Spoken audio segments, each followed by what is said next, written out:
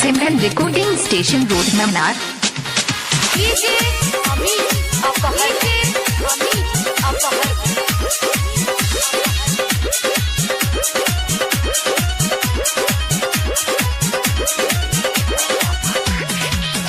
माई पूजा के थाली लेके आईनी हो, हम तो चरण में सिरवा झुकनी हो।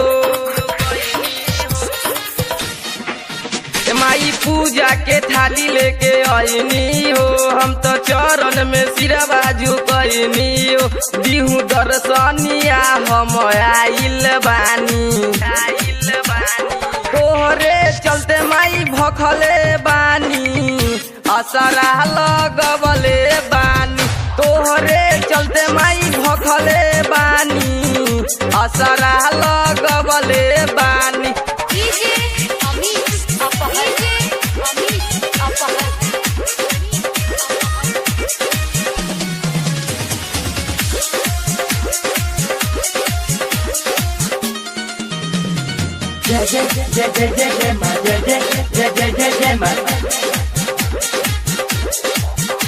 बेटा करील निहोरा आई के रौरे दुआरा, कब से लगबले बानी माई बेटा राउर ललसा। अपन पटरा के वरिया के खोल दे तू हो, बेटा कब से पुकारे लाया जैती हो। माई कल जोरी हम कहतानी, तोहरे चलते माई भखले बानी, असरा लगवले बानी। तोहरे चलते माई भखले बानी, असरा लगवले बानी।